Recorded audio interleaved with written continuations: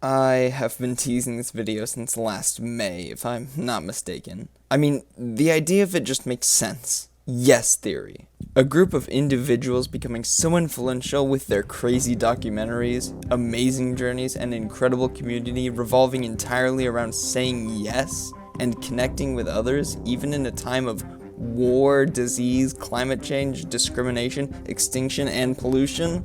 I mean, yeah, it just sounds right up my alley after I covered Unasanas, Bo Burnham, and Hayek's Natalie. Yes Theory has changed. It's no longer just a channel, it's a message. And it's one I've wanted to cover for a good year. On the one hand, I feel like I've already said everything that I can say, but on the other hand, I mean, this is barely the tip of the grain of salt at the tip of the iceberg that stretches down to the bottom of the Mariana Trench. Yes Theory has begun a movement with internet users stretching across the entire world. The individuals involved here have traveled across the world to spread their message.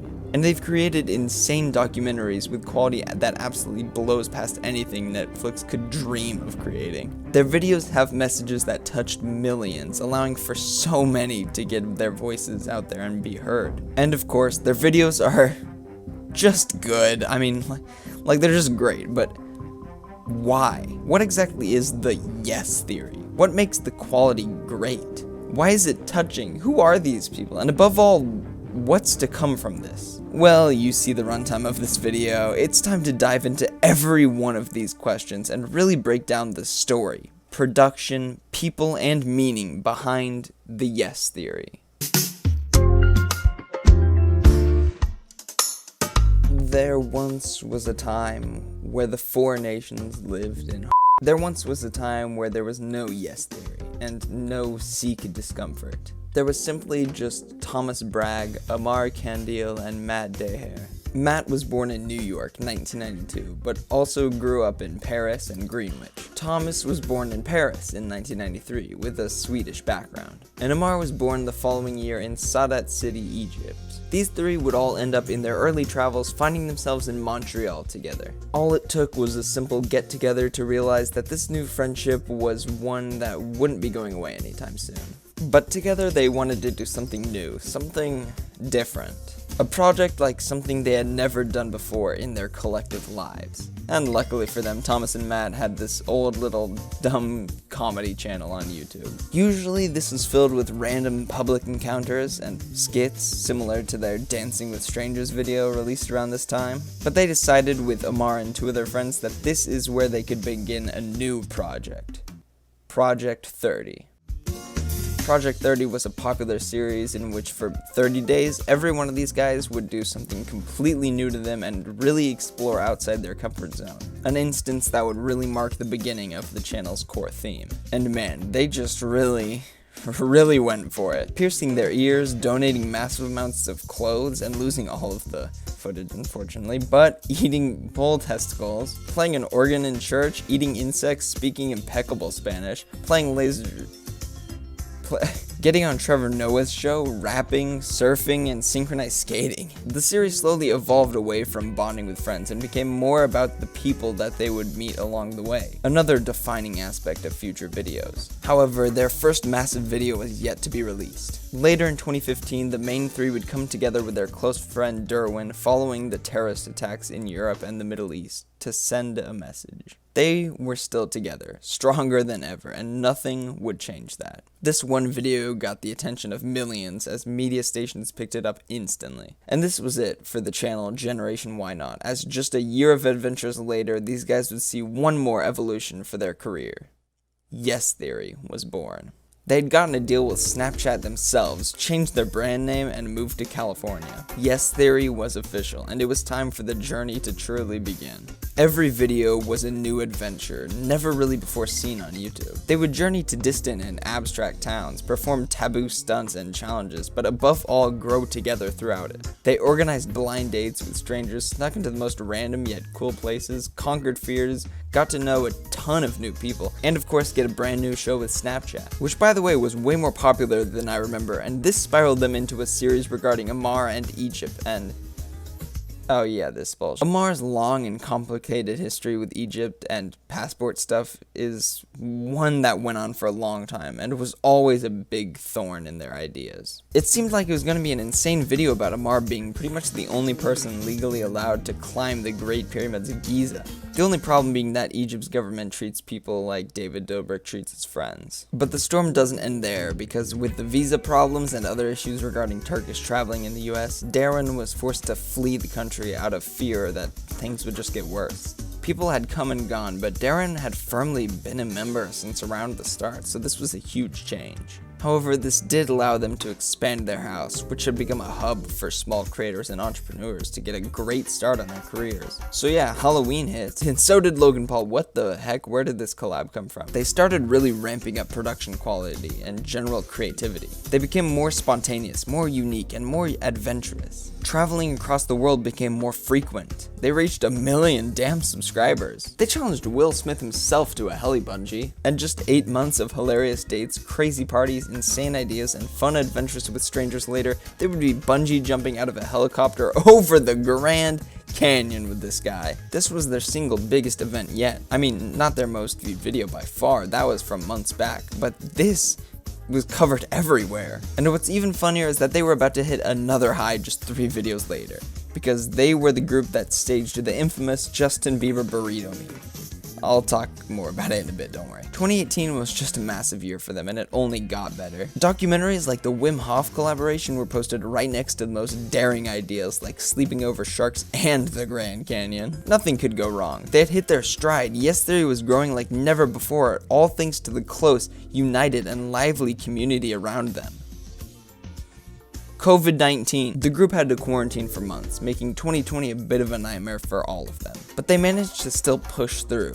This was a life-changing year for everyone, as they had still brought together a massive community through the horrible time. Helping businesses, hosting a game show, and aiding their subscribers, this was a new era. Late 2020, Thomas had to leave the United States to reconnect with his family. And this decision improved his life while also allowing him to create some of their most interesting videos ever. This man traveled into Afghanistan, Mauritania, and Iraq to document the countries, exploring what their people are like rather than their governments. This was made alongside Amar, Eric, Matt, and Tommy's adventures back in the US. Tommy being Matt's brother and new editor, while Eric is a friend they had recently made along their adventures. However, Matt would also soon leave YouTube. Not the company, but he felt the need to take care of the business behind the scenes, and also work on a book. And finally, their channel has recently culminated in lockdown being roughly lifted entirely, allowing them to begin massive and safe get-togethers with strangers and fans to spread their message yet again. It had been a while, but hey, they're back, baby. Okay, and to update you even further, this is me editing this, and while editing, they recently announced this new film they're working on and getting funded through NFTs, which has launched an entirely new controversy that they've gotten in. But I didn't cover it because it's happened while I'm editing. Just don't expect me to cover it. I might bring it up another day. And now they're sitting past 7 million subscribers and growing incredibly quickly. It's about time we moved on from their baseline story and explore why these guys are geniuses, why their content is just downright amazing, and above all, really just answer one question. What exactly is the yes theory?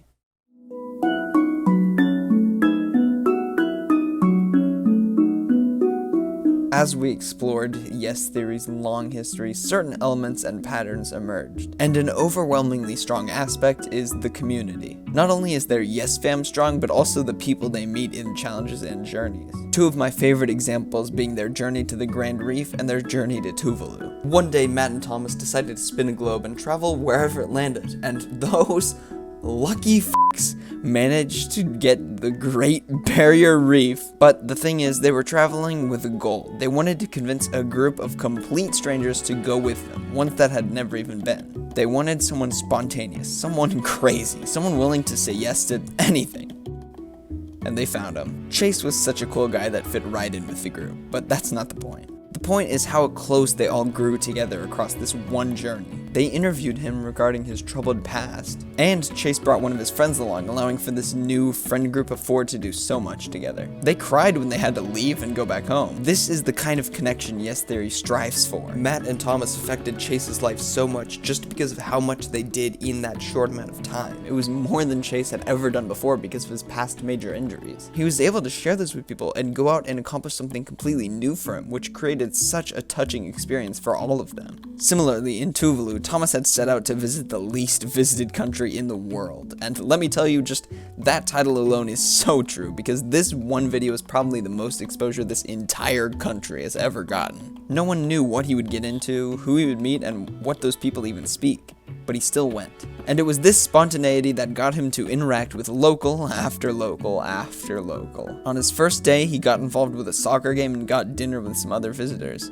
He ended up learning so much about the country, the conditions they currently have to live in, and their future ones. But what's crazier to me is that he met a fan on this island. Like, imagine just chilling in your backyard one day and then this situation appears. This only further cements my point about their channel's reach. Across this trip, he was really able to spend time with the people on this island and get involved with such a small culture. And the video ends with an entire talk about how more people need to come and visit. These are the communities this group kills for. And of course, I would be dishonest if I didn't bring up the many blind date ideas they've had over the years. The simple idea of taking 2 strangers out on a date across the world is so much fun on its own. But then you had elements like Matt, a notorious by-the-books and planning guy, meeting the literal girl of his dreams and having 2 hours to plan everything in a distant country. Amar is the man for always making these possible, which is, probably why when he finally planned one for himself, it became the most viewed. And I guess now would be a great time to also mention their journey to the most boring city in the US. They traveled to an incredibly small and remote town in Kansas and threw a huge party with the whole town, getting in their local news in mere hours and learning a lot about the people. But the ultimate culmination of everything community-wise we've talked about so far,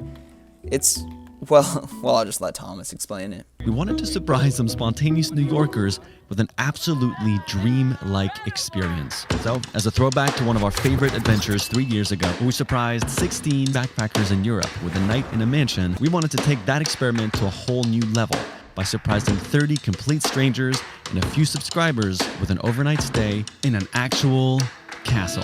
This was the perfect adventure for the group, the greatest test of the Yes Theory. They need a group of 30 spontaneous, outgoing, and adventurous people who will say yes to a mystery adventure to connect with other strangers. Not only this, but they showed up in white vans, and Thomas was doing that. I'm not sure how they got 30. The experience was overall just something else, as they used activity after activity to really bond with these people. They used these activities to get groups of 2 to learn so much about each other and present it. They got in groups and competed for the king's suite. They made a huge dinner for the entire community and a dance to further strengthen the bonds. And all of it wrapped up in the 6-year anniversary for Yes Theory. The channel and people thrive off of community and spreading the love. Because let me remind you that I have a limited time to say all of this. The entire chapter so far has just been a select few examples. In Afghanistan, Thomas made friends with so many locals. In Amar's recent Penny series, he went above and beyond to find just the right people. And in their efforts to get people to call their crush, they managed to connect one of their friends with a complete stranger. People from all over the world, cultures from places few visit, and communities people never could have imagined coming together.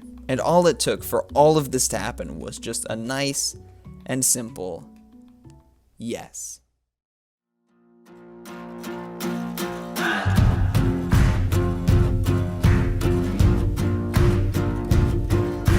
There is no more iconic aspect to Yes Theory than the idea of seeking discomfort. It's actually the name of their second channel. It's on their banner, it's on their merch, it's actually all over their merch, and it's just the core theme of this channel. Like, how do I get more specific as to what the Yes Theory is than this? Their main belief is that people connect better and overall grow more individually outside of their comfort zones. And it's this idea that has pushed the group into insane heights. Anyone remember the time they pushed Will Smith both figuratively and literally outside of his comfort zone over the Grand Canyon? Some of my favorite scenarios are when they get their fans involved. It's just such a fun concept in general for you to go out and do crazy things with your fans just for the heck of it. But these guys made an entire video about an entire event they held for nervous fans that wanted to perform in front of an entire crowd. Alright, so yeah, you deserve some context. They had fans send emails about crazy stunts, adventures, and requests that they were hoping they could do for Yes Theory. And in this particular email, a fan told them that they had been wanting to perform their music in front of a crowd for a while, but they were never able to. They wanted Yes Theory to host it all the way over in Seattle as a means for them to get feedback, but also as a way to show other fans the positives of going out of your comfort zone and trying new things and reaching out. And the message sure paid off, as this simple decision led to their first public performance that surely changed the small group's lives. It even led them to meeting one of their favorite artists. It's an opportunity they absolutely never would have gotten if they weren't willing to step out of their comfort zone. It kind of reminds me of Yes Theory's party in Thailand. They booked a last-minute trip as a group that hadn't been able to travel together in a long time, in a place they had never been, and wanted to throw a massive party with the locals and tourists in just 24 hours. What the heck? They convinced the biggest rapper in the country to perform, booked a huge venue last minute, and got over 100 people to come. These two examples also feed into the whole community aspect from earlier, because without the discomfort, they never would have gotten to any of these points. And they all got to experience this discomfort together, probably making it just a little more comfortable. Oh, and it's not just Thailand. They've done numerous journeys where they do insane and borderline stupid challenges in foreign countries. Thomas went to Korea with absolutely no money and just had to rely on the kind locals and a Canadian for him to even be able to survive one day. It's something that forces Thomas into social situations, it's something that gets strangers involved, and it's something that allows connections to be made. Even as something as random as their overnight stay above the Grand Canyon has a message in it. It forced them into an incredibly scary and unpredictable situation that they left having absolutely conquered their initial fears. It's also now that I'm really realizing how many of their videos start just because they got a random email and thought it'd be fun. I suppose it is just the Yes Theory way. It's a defining aspect of what people love about this channel. Seeking Discomfort has been a cornerstone of this group and channel for years, one that allows them to truly have experiences like no other. And above all, we've seen in so many of their videos that they truly inspire their community and help them say yes. There have been comments about people asking others out. There have been emails from fans pitching wild ideas, and they have met fans that share their stories regarding saying yes. It is just an incredible piece of the ever-growing puzzle that is the Yes Theory community. So, with that out of the way, I'm going to talk about a burrito for a prolonged period of time. Starting with Justin Bieber. This is how he eats a burrito. JB chowing down on a burrito like it's a corn cob. He's eating a burrito like he's eating corn on the cob. And it's almost like he's eating it like a cob of corn. You don't eat raw chicken, and you don't eat a burrito like that. Compromising its structure by attacking And it. if you're not offended, you're not American. I'm sure you remember the entire meme in 2018 about a viral picture of Justin Bieber eating a burrito in an interesting way. Well, it was completely and utterly fake. Thomas, Matt, their friend Connor, and Brad, an uncanny Justin Bieber lookalike, got together to stage a viral video. This plan was simple, just Brad up like Bieber, gather a few ideas that could go viral, and spread it as quickly as possible. Originally, the team came up with an idea far from their final product. They hired a grandma and had Brad help her across the street. And after a tour bus gave them tons of attention, they truly thought they had struck gold. But they soon would come across diamond. Just the idea of having a celebrity eat a common food slightly different than what is considered normal was simple yet so smart. One of those things that mildly infuriates everyone. After a little traction, Connor posted it on a subreddit titled Mildly Infuriating, and from there, it just blew up. It went from subreddit to subreddit, catching traction on Twitter soon after, and from there, small news sites picked it up, allowing for it to truly spread all across the internet, and really just media in general. It quickly became the new meme, and all of it without Bieber actually ever saying anything. I honestly think this is because it wasn't actually a stunt to make him look bad, rather this was a direct critique of the media, using such an obscure idea as an example of how easy misinformation spreads online. The bigger the meme grew, the bigger the point they were making did. It was a funny and harmless learning point for thousands on the internet, and the video about it on their channel has since also blown up. My favorite part about this whole thing was definitely the meaning behind the whole stunt. And honestly, it's something that I love about all of their videos, the fact that they take the time to spread awareness about issues and events and give meaning to their stunts. You know, I love it so much that I might just make a new chapter about it.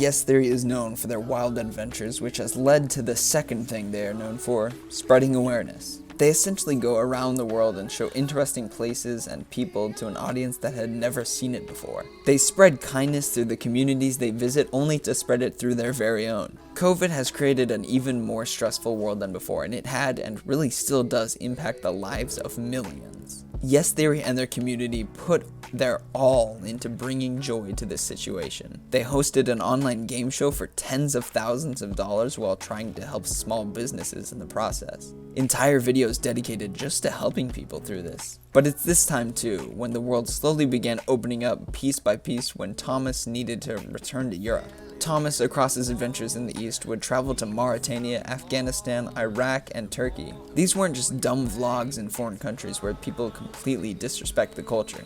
No. Thomas showcased the world he was in, becoming friends with the locals and getting to know the strangers he met along the way. Afghanistan, for example, a country notorious for being Afghanistan. He befriended a group of kids and played some soccer with them, even trusting them with his camera. He set out to show the world the great people that lived inside the unfortunate history of Afghanistan. In fact, it's a pretty common theme across Yes Theory to showcase people in foreign countries. The group loves showing the world that these people are, how do I put this?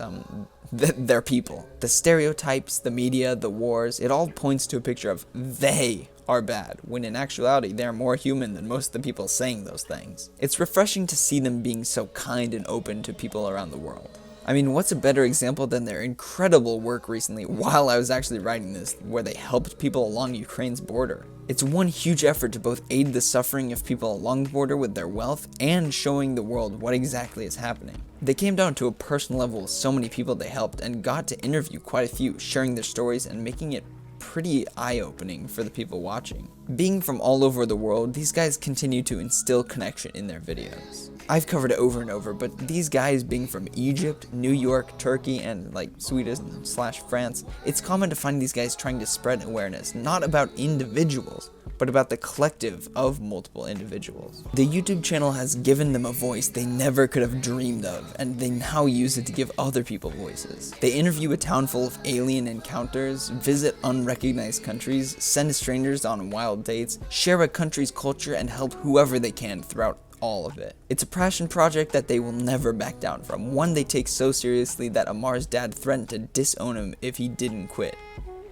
Amar stayed. Amar has dedicated everything to this career, losing so much but gaining so much more because of it. These aren't people who water down their content with horrible Jake Paul-esque vlogs. Not people who shove politics into everything, and absolutely not people who do it for the money. These are people who simply want to help the world within us to witness and appreciate the world around us. Because nowadays, that can be a pretty hard thing to do.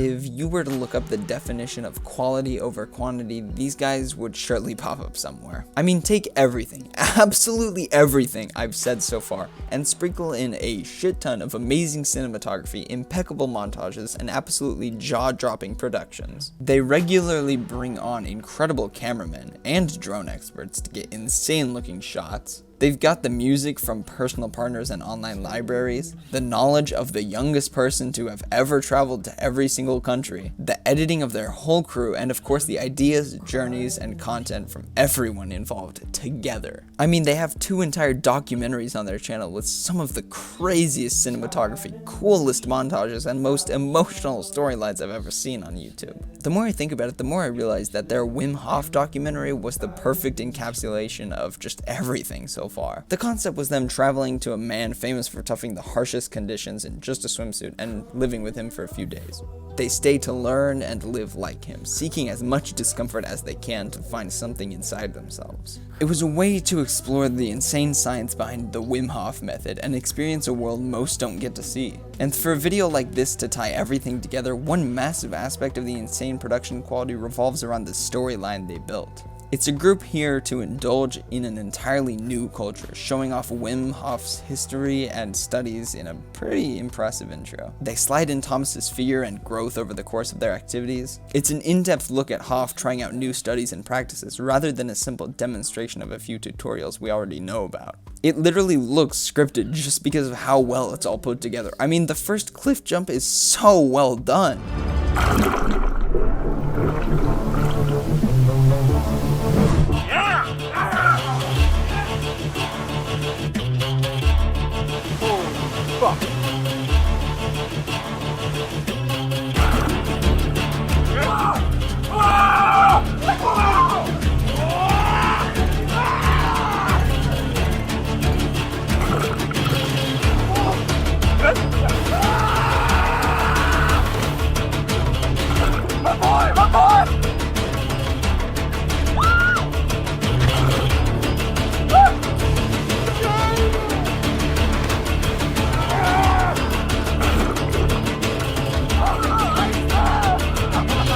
It's a bloody good team. The use of voiceovers, cuts, music, cinematography, themes, transitions, and stories all create a unique experience, which makes it unsurprising seeing this video succeed above most they've made. It's elements like these that make Amar's extreme skydive so amazing to watch. It all builds up across half an hour with the absolute roller coaster that is that actual jump. It's just an amazing use of audio and visuals. The appearance is very important for videos. It's why they have insane professional photographers to join them on their adventures. It's how they get shots like these, and I mean obviously like these. Even in more mundane cases, it's still baffling how this channel uses ambiance to make it so much more engaging. I'll be honest, I don't really care about Mankato, Kansas, but this...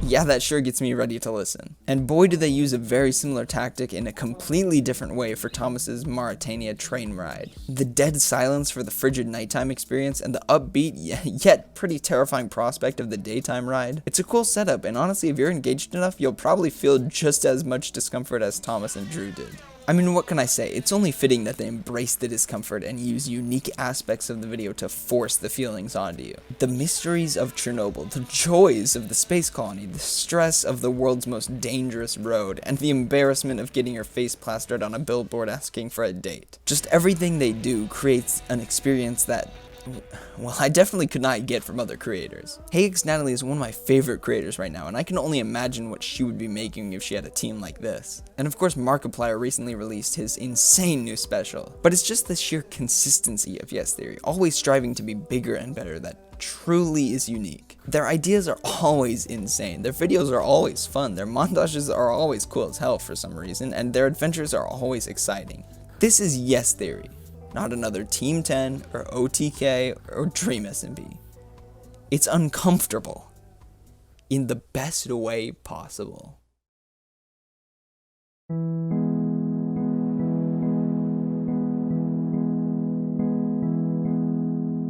So after all of this, a good few weeks of research, writing, recording, and editing, what is the Yes Theory? Well, in the most abstract way, it's an adventure. Yes Theory is a community of passionate and spontaneous people ready to jump at any opportunity to make their or anyone else's lives a hell of a lot more fun. The world is at a terrifying state, but the people connected can be stronger than anything thrown at it. This is why COVID was such a pain for Yes Theory. It separated this close community, only for it to emerge stronger though. The Yes Theory revolves around spontaneity. It's these guys theorizing that a life where you can say yes to new adventures is a life much better spent than wasting away on a couch. A theory about saying yes to new chances, new journeys and opportunities thrown at you, whether it be dates, flights, tours, jobs, or something as simple as meeting up with a friend. I'm sure you hear this a lot, but life is incredibly short.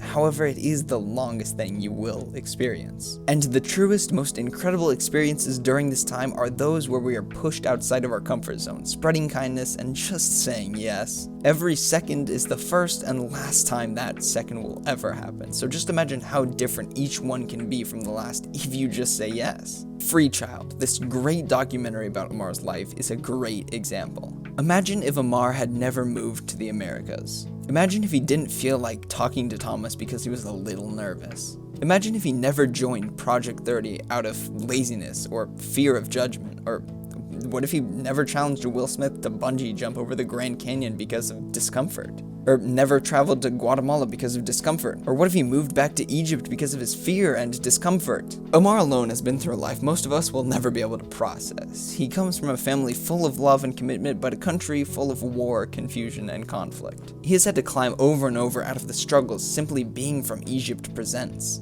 And yet through it all, with his insane determination, has found his footing. These guys live a life we all wish we could. Of course, money is a problem when, say, you want to explore an entire abandoned castle in Turkey, but these are just scaled up versions of what we should be doing every day. You probably can't explore a massive space colony, but you can definitely go out and just shoot for your dream job. You definitely cannot afford a tour around Dubai's islands, but you can easily go out and enjoy the beauty of the nature around you. I can assure you that a lot would get in the way if you tried to surprise strangers with an overnight stay in a castle, but why not just invite some friends over and just have a little chat? And at the end of the day, what's more important than that time? If you get a chance to spend more time with that close friend, you should take it. If you have a chance to ask that one person out, I mean, what do you have to lose? And if you are able to do something you love, then do it.